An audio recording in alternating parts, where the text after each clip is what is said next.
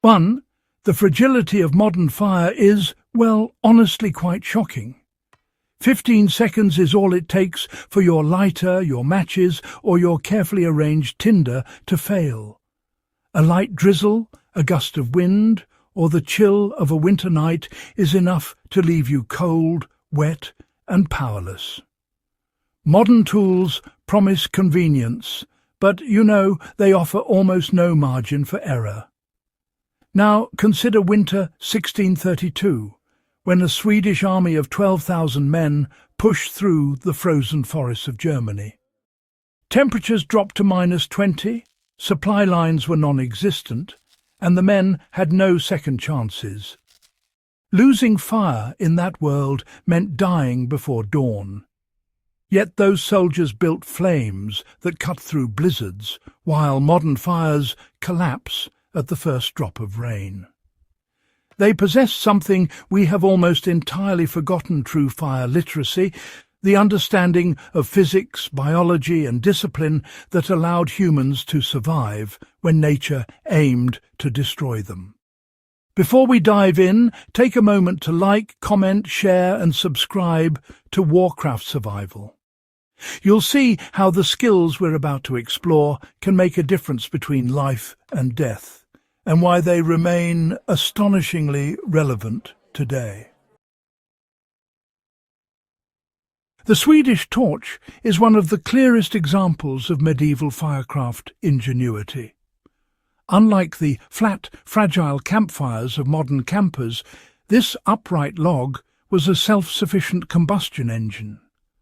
Soldiers carved deep vertical slits into a single log, creating a chimney that controlled airflow and protected the heart of the fire. Heat rose through the log, drawing cold air from below and feeding the flames with a relentless stream of oxygen.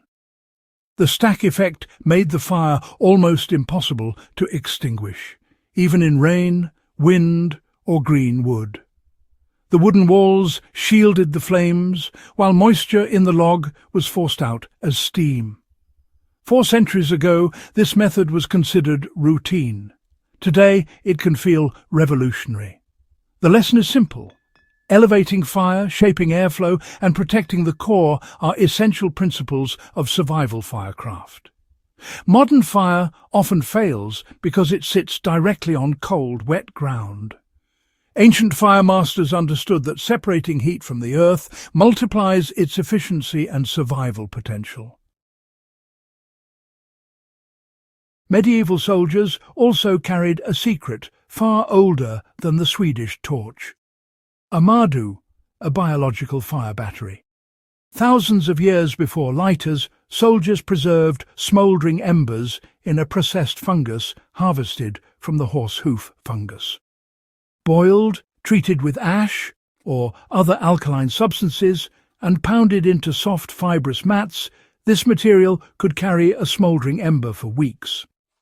Unlike modern matches or butane lighters, which fail in cold or wet conditions, Amadu would catch a spark and burn steadily, feeding the flame even in wind or blizzard. This was practical engineering rooted in biology.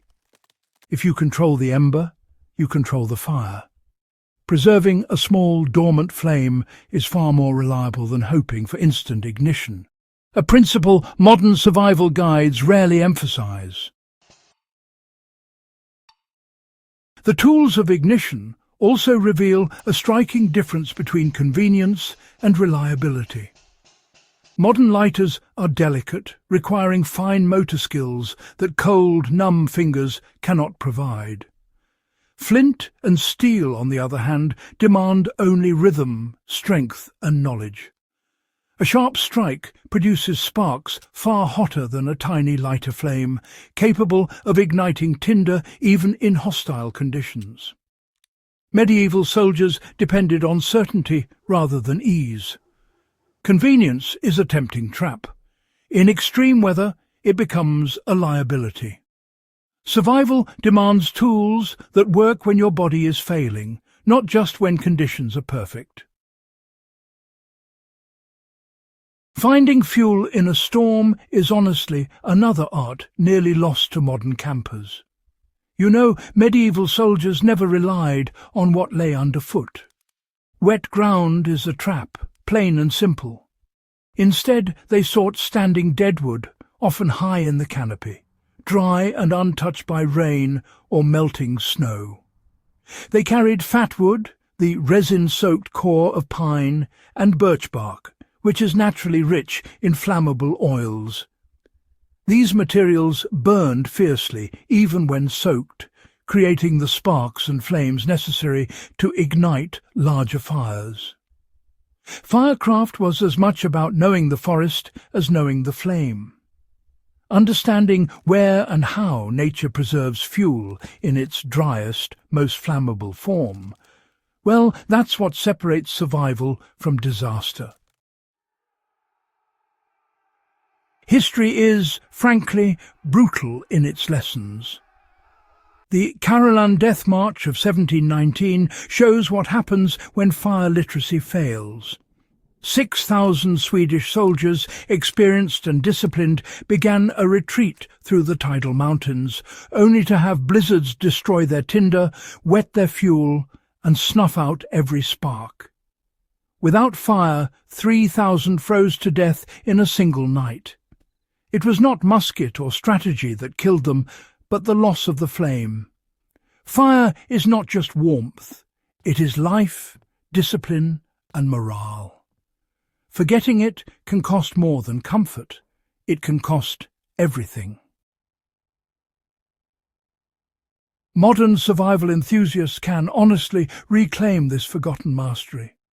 Building fire as our ancestors did requires preparation, observation, and respect for natural processes. Elevate the flame, preserve the ember, strike steel, seek hidden fuel, and protect your fire at all costs. Fire is not a tool to be consumed. It is a skill to be honed. When the storm comes, it will not negotiate. The flame will either be in your hands or lost forever. If this journey into forgotten fire literacy inspired you, well, take action. Subscribe to Warcraft Survival, share this guide with fellow enthusiasts, and comment your experiences with fire mastery. Carry this knowledge forward.